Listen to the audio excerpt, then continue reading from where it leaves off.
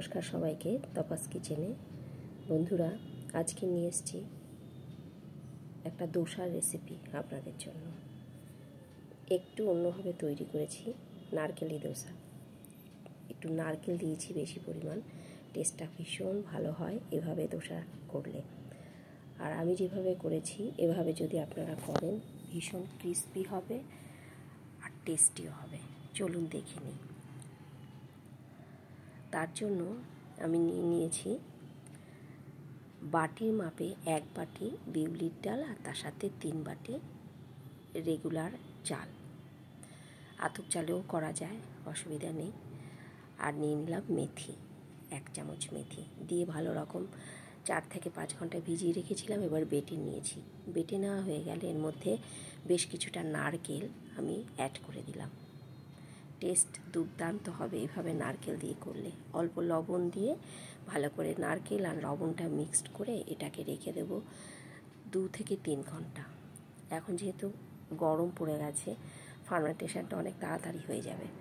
দেখুন কতটা ফুলে গেছে, অনেকটা ফুলে গেছে। 3 ঘন্টা রেখেছি, তাতে আর একটু বেশি রাখতে পারলে আরও ভালো ফার্মেন্টেশন হয়ে যাবে। এবারে থিকনেসটা দেখুন, একটু জল মেশাতে হবে এর মধ্যে। তো আমি যেহেতু নারকেলটা দিয়েছি সেই জন্য আবারও ভালো করে মিক্সিতে পেস্ট করে নিলাম। একটা মিহি পেস্ট তৈরি করে নিয়ে এর মধ্যে কিছুটা জল অ্যাড করে দিয়েছি।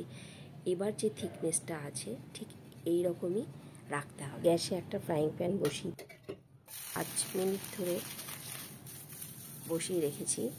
অনেকটা গরম হয়ে গেছে। এবার এর মধ্যে প্রথমে একটু তেল ব্রাশ করে দিলাম, তারপরে একটু জল ছিটিয়ে ভালো করে জলটাকে পুছিয়ে নিলাম। তারপর ব্যাটারটা দিয়ে দোসাটা আকারে গড়ে নিয়ে লো ফ্লেমে রেখে দিলাম বেশ 5 থেকে 7 মিনিট। মাঝখানে যখন ব্রাউন ব্রাউন হয়ে আসবে মাঝখানটা, ঠিক তখনই এটাকে তুলে নিতে হবে। আপনিই উঠে আসবে, কোনো কিছু করার দরকার নেই তার জন্য। তো ছোট ছোট কিছু দোসা তৈরি করেছি। এবার বেশ বড় আকারে তৈরি করলাম, যেরকম আপনাদের পছন্দ। একটু বড় বড় হলে বেশি ভালো লাগে, অনেকটা দোকানের মতন। তো বড় আকৃতি করে নিলাম।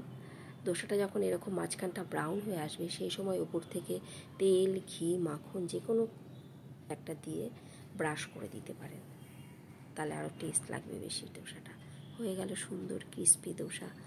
দেখুন কত সহজভাবে হয়ে গেল।